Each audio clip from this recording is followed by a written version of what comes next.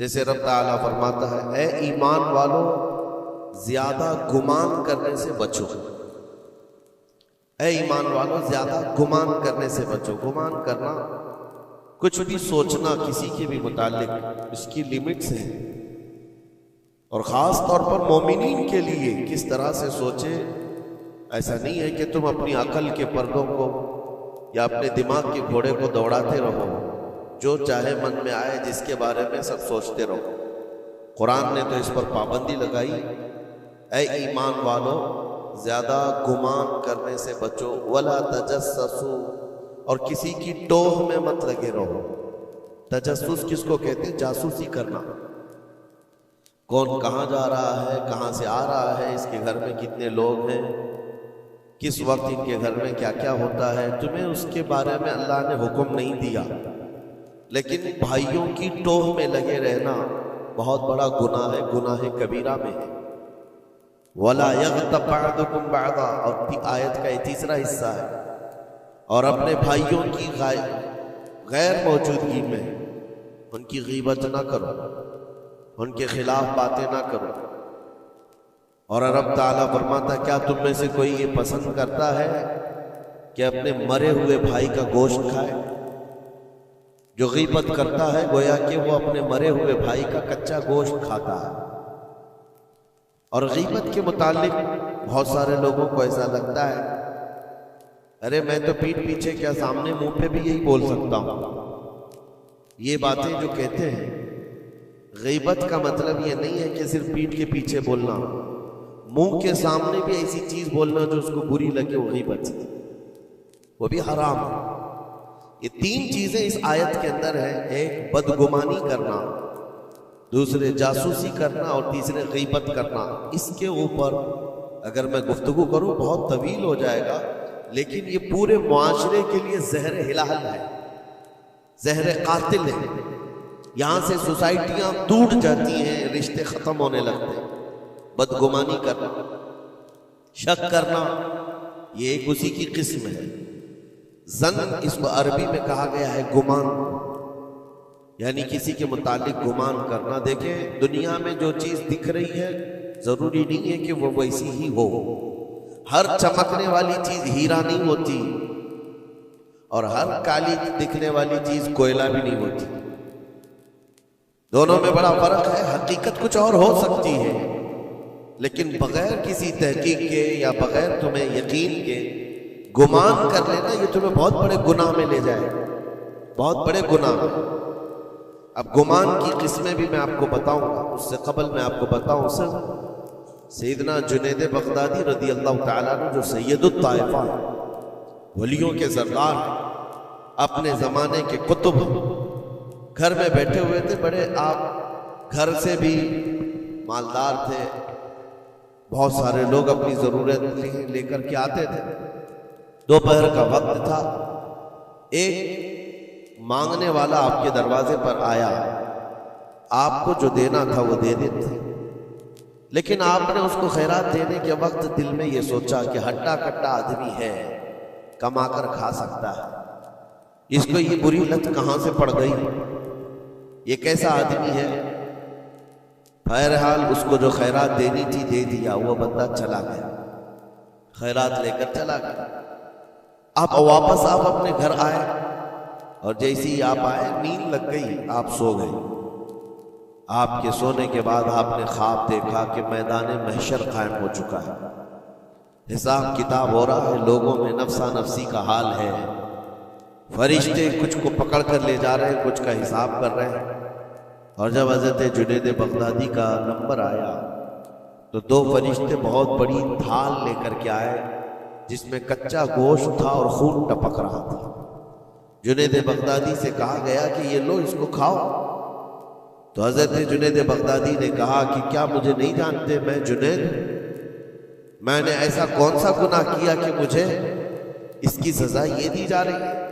فرشتوں نے کہا اے جنید، کیا اپنے مومن بھائی کے بارے میں آج دن میں آپ نے برا گمان نہیں کیا؟ جو آپ کے دروازے پر آیا اس کے متعلق آپ نے بدگمانی نہیں کی؟ تو حضرت جنید بغدادی رضی اللہ تعالیٰ عنہ بچھک کر کے اٹھ گئے، خوف کے مارے نیند کھل گئی۔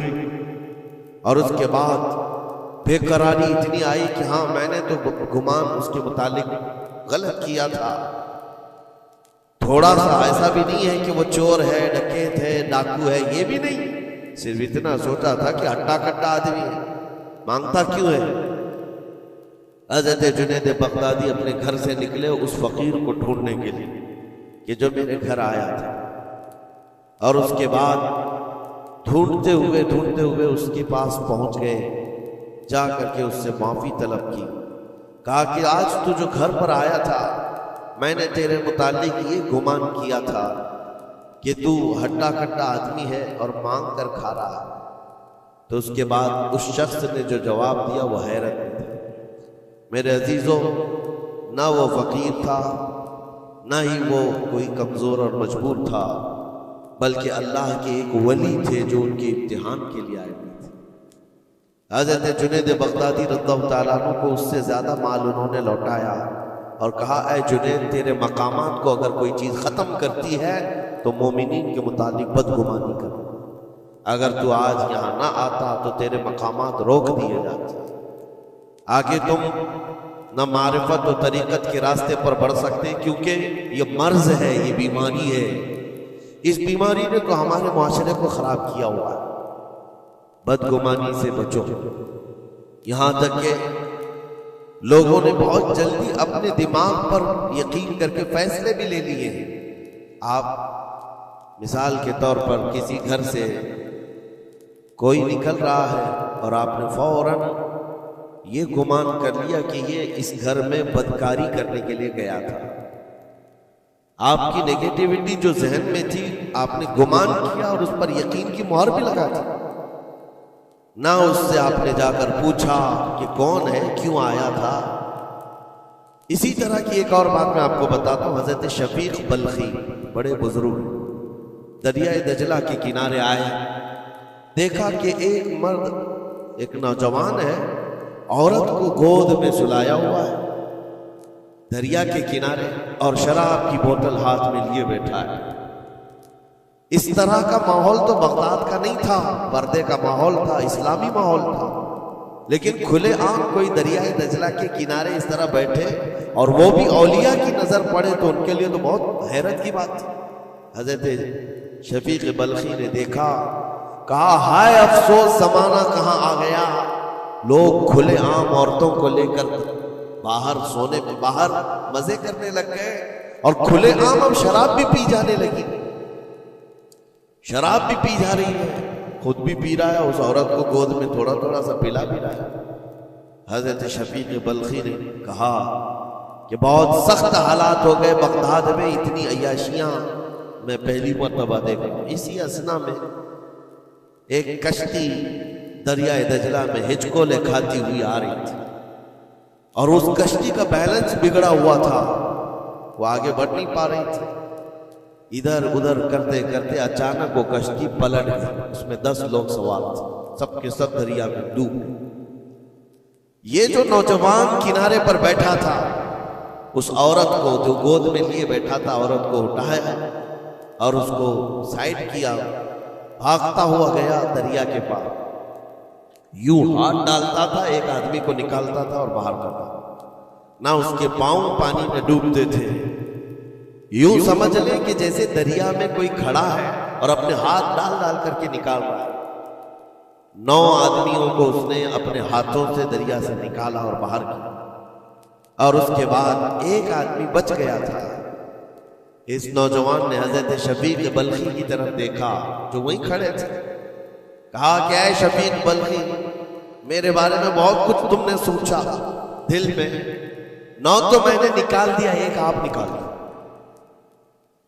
یہ جو جان بچایا ہے میں نے، اور رب تبارک و تعالیٰ نے فرمایا جس نے کسی ایک کی جان بچائی اس نے پوری کائنات کی جان بچائی، پوری دنیا کی جان بچائی، میں نے تو 9 کو بچایا، آپ ایک بچاؤ۔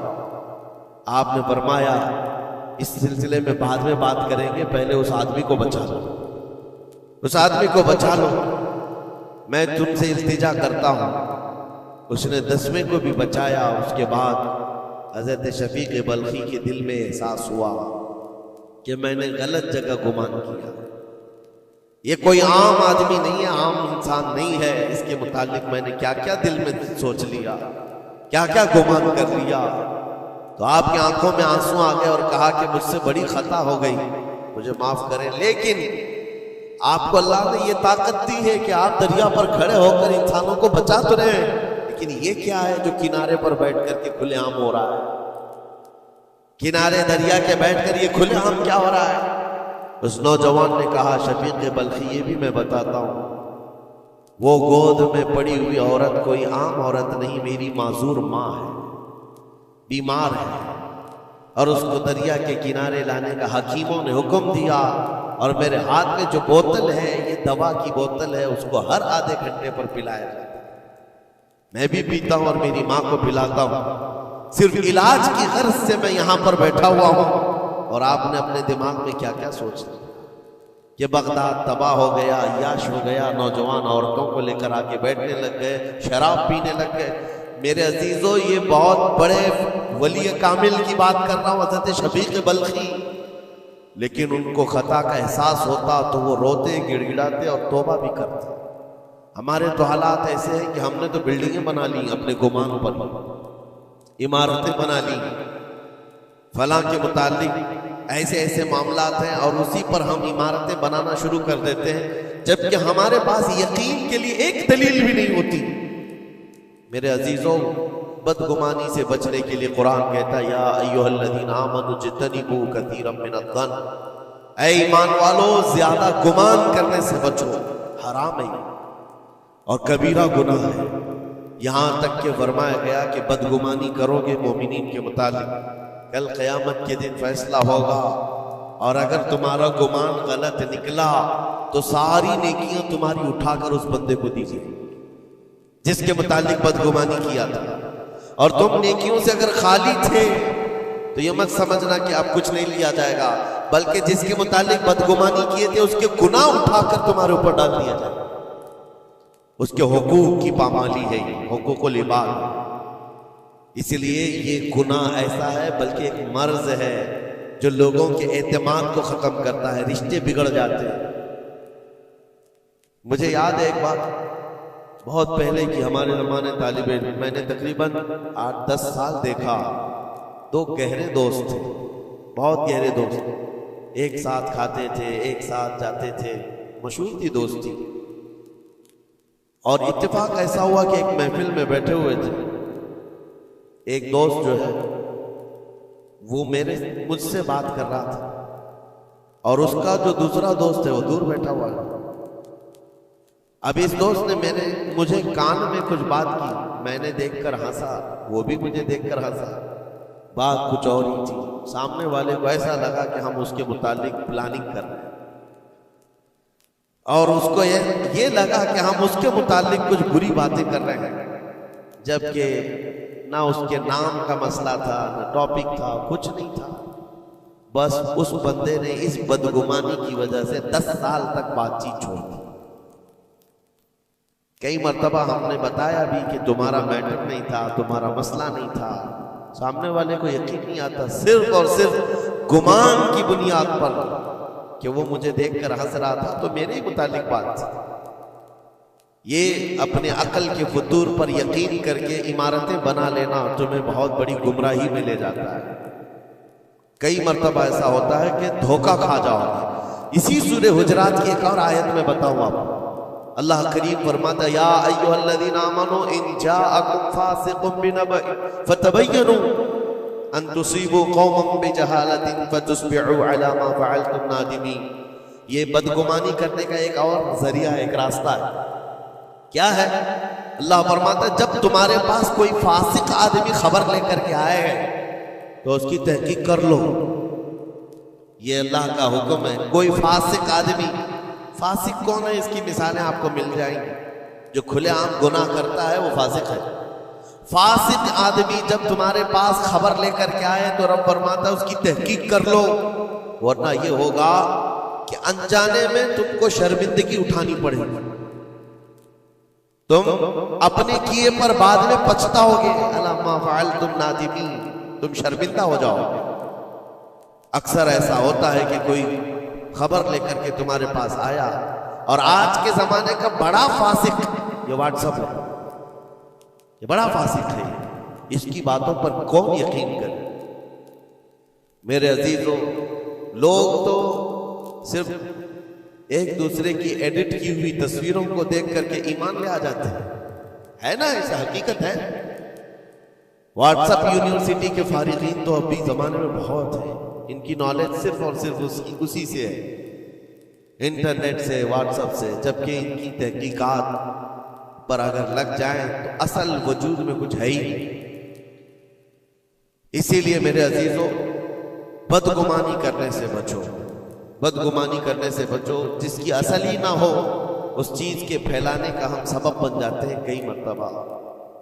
اللہ کریم ہمیں اس بلائے عظیم سے محفوظ رکھے۔ مجھے ایک بات یاد آتی ہے، میں نے پڑھا تھا ٹرین میں ایک آدمی سفر کر رہا ہے اور اس کے ساتھ 3 بچے ہیں۔ بڑے بیٹے کی عمر 7 سال کی، دوسرے بیٹے کی عمر 5 سال کی، تیسرے کی 3 سال کی، چھوٹے بچے 7، 5 اور 3 سال کی عمر کے بچے ہیں۔ اب وہ بندہ جب ٹرین میں سفر کر رہا ہو 3 بچوں کو لے کر کے، اور جب بیٹھا ہوا ہے ٹرین میں، کوئی بڑا ادھر سے کودتا ہے، کوئی ادھر سے اچھلتا ہے، یہ تینوں اچھل کود ایسی مچائے ہوئے ہیں کہ اس مسافر کا آرام اور سکون غارت ہو گیا ہے۔ تھوڑی دیر تو کوئی برداشت کر لے گا، اور اس کے بعد مسافر دیکھ رہے ہیں دوسرے۔ بڑا مسئلہ تو یہ ہے کہ اچھل کود تو بچے کر رہے ہیں، باپ ایک جملہ بھی ان کو منع نہیں کر رہا، نہ بڑے سے کہتا ہے کہ بیٹھ جا، نہ چھوٹے کو سنبھالتا ہے۔ اچھل کود کر رہے ہیں اور یہ خاموشی سے بیٹھا ہوا ہے کونے میں۔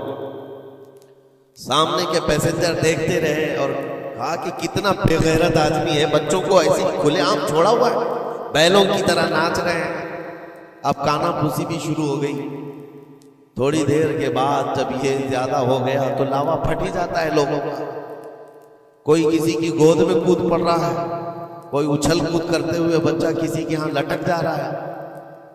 1 گھنٹہ تماشا ہوا تو اس کے بعد لوگوں کے صبر کا دامن چھوٹ گیا، بولنا شروع کر دیا، اور سب نے مل کر کے جب اس کو کوسنا شروع کیا، بھائی صاحب آپ کے بچے ہیں؟ اس نے کہا میرے بچے ہیں۔ کہا کچھ تو تمیز سکھاؤ، سفر کے آداب تو بتاؤ۔ کوئی وہاں سے کود رہا ہے، کوئی یہاں سے کود رہا ہے، سارے لوگوں کا آرام غارت کر کے رکھا ہے ان بچوں نے۔ آپ باپ ہیں، آپ کو تمیز نہیں آتی، آپ کو تربیت کا انداز نہیں معلوم۔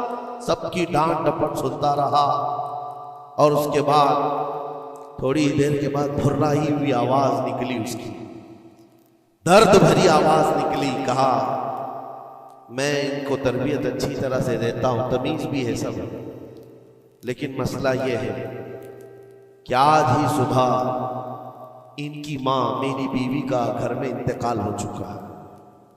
وہ میکے گئی ہوئی تھی، یہ بچے میرے پاس تھے، مجھے صبح خبر آئی ہے ان کی ماں کا اچانک دورہ پڑنے سے انتقال ہو چکا۔ میں نے ابھی تک ان بچوں کو بتایا نہیں کہ ان کی ماں کا انتقال ہوا۔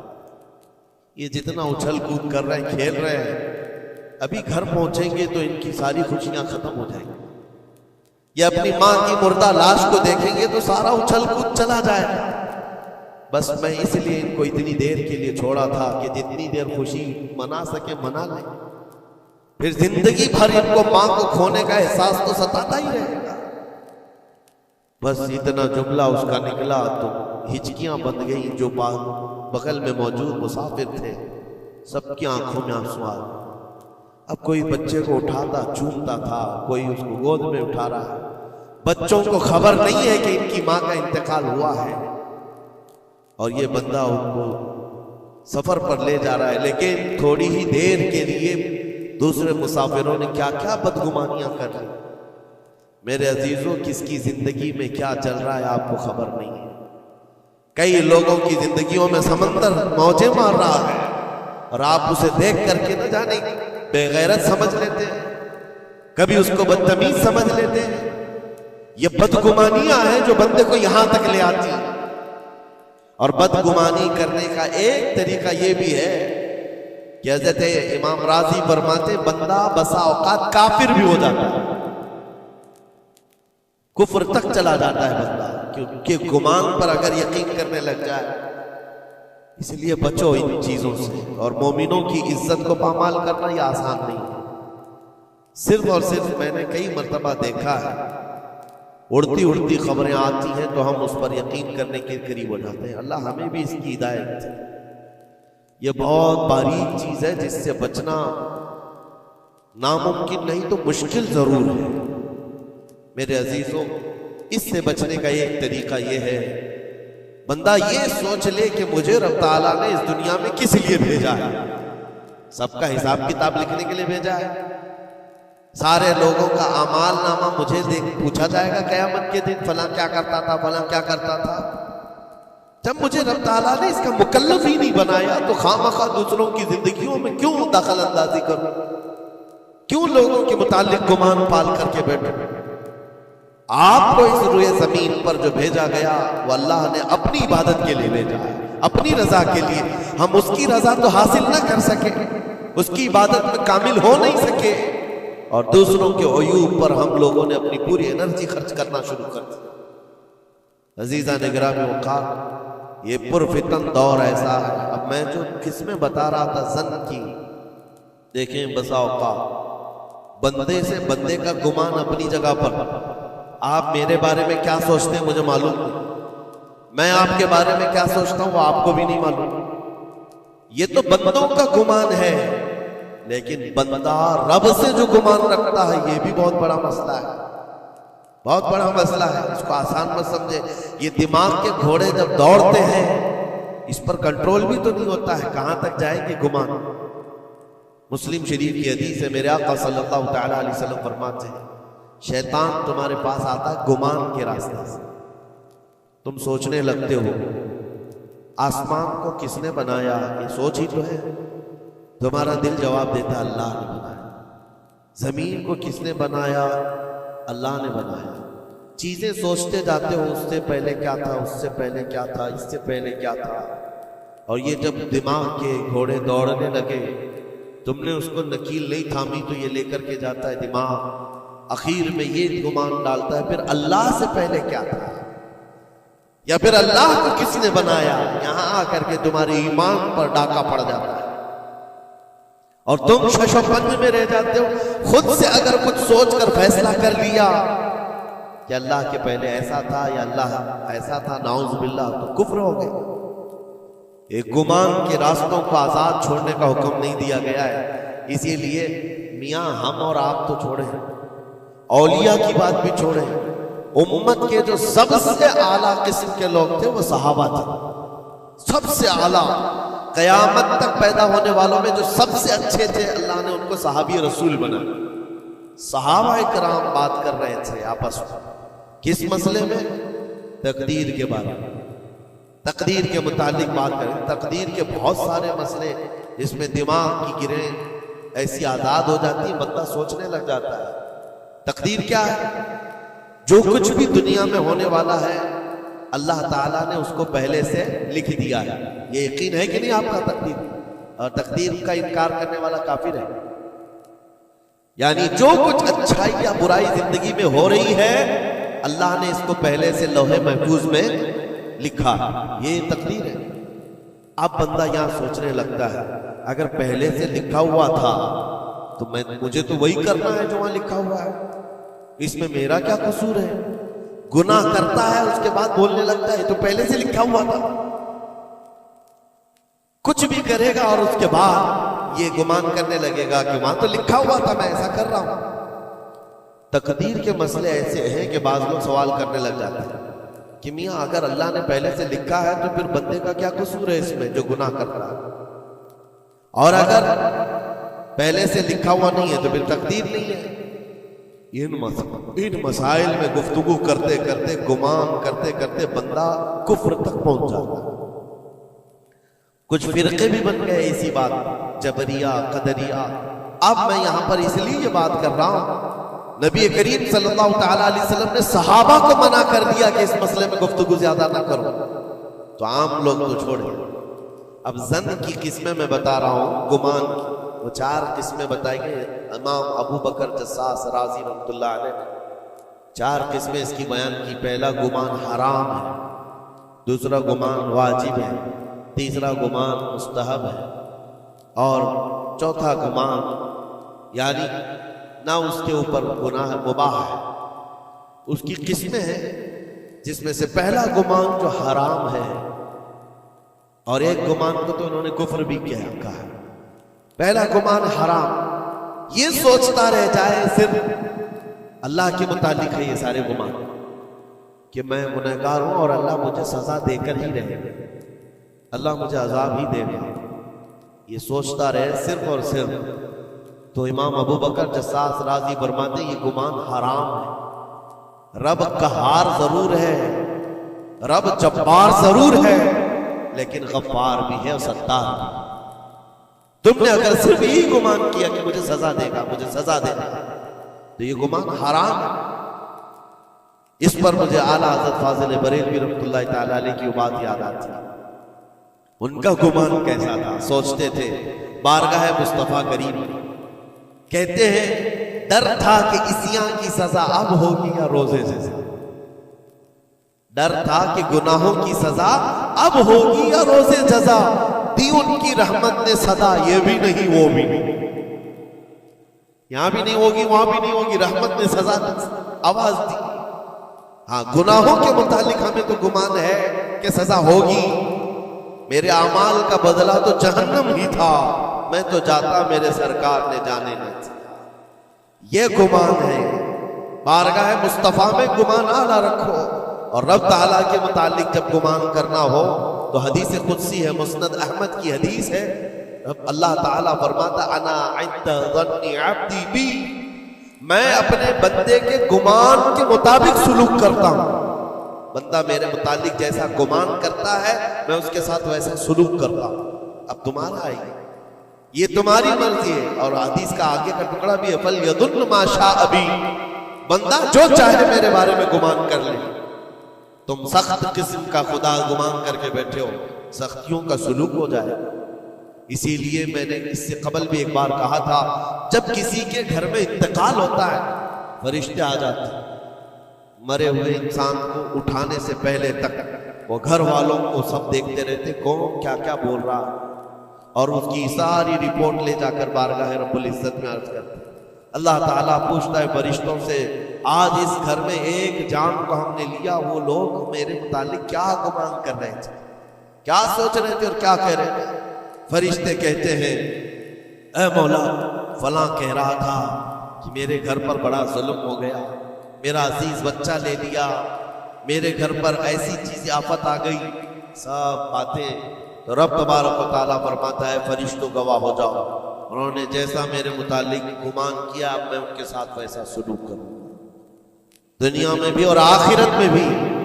اور پھر کسی گھر سے فرشتے جاتے ہیں جو نیک لوگوں کا ہوگا، رب تعالیٰ پوچھتا ہے یہاں کیا کہا جا رہا تھا میرے متعلق، کیا سوچا جا رہا تھا؟ فرشتے کہتے ہیں مولا ان کے گھر پر بڑی غم کی بات تھی، بڑی مصیبت تھی، ان کے باپ کا انتقال تھا، لیکن ہر کوئی کہہ رہا تھا انا للہ و انا الیہ راجعون، ہم اللہ کے لیے ہیں اور اللہ ہی کی طرف لوٹنے والے ہیں۔ رب تعالیٰ پر فرماتا ہے فرشتوں تم گواہ ہو جاؤ، اس سے بہتر ان کو نعم البدل دنیا میں دوں گا اور اس سے بہتر آخرت میں عطا کروں۔ تو اللہ کریم کے بارے میں گمان کیا رکھنا ہے، یہ بھی غور و فکر کے ساتھ۔ یہ ظن حرام سے بچو، ظن کفر سے بچو، اور ظن واجب ہے ایک جو فقہ کے مسئلے ہیں، یہ احادیث جس کو ظنی احکام کہا جاتا ہے وہ سب یہاں پر ڈسکس کریں تو آپ کے اوپر سے باؤنس چلا جائے۔ اور مومنین کے متعلق مستحب ہے، اچھا گمان کرنا ہر ایک کے متعلق مستحب ہے، اور مباح جس کو کہا گیا ہے وہ ایسا ہے کہ آپ کے بلا اختیار کچھ گمان آیا ہے، آپ نے سوچا نہیں، یہ مباح ہے۔ اور خیر کا گمان کرنا، ظن المؤمنون خیرا، حضور پاک صلی اللہ ظن المؤمنین خیرا، میرے آقا صلی اللہ علیہ وسلم نے فرمایا مومنوں کے بارے میں ہمیشہ اچھا گمان رکھو، اچھا گمان رکھو۔ کوئی مر گیا اور جنازہ جا رہا ہے، ایک حدیث یہ بھی میں بتا دوں آپ کو، تمہارے گمان کرنے سے اور تمہارے بولنے سے کتنا فرق پڑتا ہے۔ ایک جنازہ جا رہا تھا، حضور پاک صلی اللہ علیہ وسلم تھے، وہاں پر بہت سارے لوگ کھڑے تھے، اس کی تعریف کرنے لگ گئے، کیا اچھا آدمی تھا، کتنے اچھے اعمال تھے اس کے، سب کے ساتھ بھلائی کرتا تھا۔ حضور پاک نے فرمایا بچ ہے بچ، واجب ہو گئی اس میں۔ پھر ایک جنازہ نکلا اور لوگ اس کے متعلق کہنے لگے بڑا بدکار آدمی تھا، یہ زمین کا بوجھ ہے، چلا گیا، لوگوں کے ساتھ برائیاں کرتا تھا۔ حضور نے فرمایا بچ ہے بچ، واجب ہو گئی۔ صحابہ نے پوچھا دونوں پر واجب ہو گئی؟ حضور نے فرمایا پہلے پر جنت واجب ہوئی، دوسرے پر دوزخ واجب ہوئی۔ تم نے جس طرح سے اس کے متعلق اپنا وہ بنایا، دماغ بنایا، مومنین جو کثیر مومنین اور یعنی صلاح و تقوی والے مومنین جس کے متعلق اچھا گمان کرے، اللہ بھی اس کے ساتھ اچھا سلوک فرماتا ہے۔ اسی لیے میرے عزیزوں، کیا جاتا کیا ہے اچھا گمان کرنے میں؟ خرچہ کون سا ہے آپ کا؟ پیسے کون سے لگتے ہیں آپ کے؟ جو قبرستانوں میں سوئے ہوئے ان کے بارے میں اچھا گمان کرو کہ جو کچھ بھی تھے انجانے میں ان سے خطائیں ہوئی ہوں گی، لیکن وہ رب تعالیٰ کی رحمت سے مایوس نہیں تھے، مولا انہیں معاف کرے گا۔ یہ اتنا گمان کرنے میں تمہارا کیا جا رہا ہے؟ آج کے اس پرفتن دور میں ایسے بدمعاش قسم کے اور ایسے فتین لوگ بھی آئے ہوئے ہیں جو تمہیں اولیاء سے بھی بدگمان کر رہے ہیں، صحابہ سے بھی بدگمان کر رہے ہیں۔ آج دیکھتے نہیں سوشل میڈیا پر کوئی حضرت امیر معاویہ پہ بھونک رہا ہے، کوئی خارجی کتا مولا علی پہ بھونک رہا ہے، کوئی سیدہ فاطمہ الزہرا حسنین کریمین کے بارے میں بات کرنے لگ گیا ہے۔ نہ تمہارا زمانہ ہے، نہ تم نے ان کو دیکھا ہے، صرف اڑتی ہوئی خبریں آئی تو تم نے یہاں سے گمان بنا لیا، فلاں باغی تھا، فلاں حد سے زیادہ کرنے والا تھا۔ نعوذ باللہ، یہ صحابہ کے بارے میں باتیں ہو رہی ہیں، اولیاء اکرام کے بارے میں دھڑلے سے بات کی جاتی ہے، وہ ایسے تھے، انہوں نے ایسا کیا، انہوں نے ویسا کیا۔ معاذ اللہ، جس وقت تمہاری پکڑ ہوگی تمہیں دلیل دینی پڑے گی، کہا جائے گا ہاتھو برہانکم ان کنتم صادقین، اگر تم سچے ہو تو دلیل لاؤ، جو کچھ تم نے سوچا یہ بندہ ویسا تھا ثابت کرو۔ ثابت کر سکو گے؟ صاحب معاملہ تب کبھی تم سے ملا ہی نہیں، تم نے پہاڑ بنا رکھا ہے۔ اپنی نیکیوں کو غارت کرنے سے بچائیں۔ پھر قرآن کی آیت پڑھتا ہوں، اے ایمان والو کثیر گمان کرنے سے بچو۔ اس کے دو حصوں پر تو میں نے بات ہی نہیں کیا، ولا تجسسوا، جاسوسی مت کرو۔ یہ جو ٹپر بنے ہوئے گھومتے ہیں، مومنین کی خبریں پولیس والوں کو دینا، حکومت کے عہدیداروں کو پہنچانا، اس کو تو آج سمجھتے پیشہ ہے۔ یہ 500 کی نوٹ ملتی ہوگی، اس کی مثال ایسی ہے کسی کتے کو ہڈی ڈالی جا رہی ہے اور وہ ان کے پیچھے تم ہلاتے ہوئے بھاگ رہا، تمہیں پتا بھی ہے کتنا بڑا گناہ ہے یہ، کتنا بڑا گناہ ہے۔ ارے تم ہے، لعنت ہے ایسی زندگیوں پر۔ تم کو زندگی اس لیے ملی کہ تم مومنین کی اور مسلمانوں کی خبرگیری کرو اور یہاں کی جاسوسی لے جا کر کفار کو دو۔ کل قیامت کے دن کیا جواب دو گے رب تعالیٰ کے بارے؟ رب تبارک و تعالیٰ کے ان بندوں کے متعلق جو اسے اللہ پکارتے ہیں، تم ان کی خبریں لے جا کر ان کفار و مشرکین کو دینا چاہتے ہو جو ہماری جان کے پیاسے ہیں۔ مسلمانوں میں سے اگر کوئی ہے تو باز آ جائے، توبہ کر۔ اتنا خطرناک گناہ ہے کہ مرنے کے بعد قبر میں اس کا چہرہ قبلے سے بدل دیا جائے، کب قبلہ سے بدل دیا جائے گا اس کا چہرہ، اس کو قبلے کی طرف رکھنے نہیں دیا جائے گا۔ عزیزان گرامی اوقات، اللہ کریم ایسی بری نوبتوں سے ہمیں محفوظ فرمائے، ایسی بری ڈیوٹی سے اللہ محفوظ فرمائے۔ کریم خدا ارحم الراحمین کی بارگاہ میں دعا ہے کہ ہمیں ہماری عقل پر کنٹرول کی توفیق دے اور ہمیں مومنین کے متعلق حسن ظن کی توفیق عطا فرمائے۔ بدگمانی سے کیے ہوئے گناہوں سے مولا ہم کو معاف فرمائے۔ رب تبارک و تعالی ہماری گمان سے مومنین کا کسی کا دل دکھا ہو، ہم تیرے بارگاہ میں سچی توبہ کرتے ہیں، مولا ہمیں معاف فرما دے۔ وصلی اللہ تعالی علی خیر خلقی محمد وآلہ واصحابہ اجمعین برحمتہ۔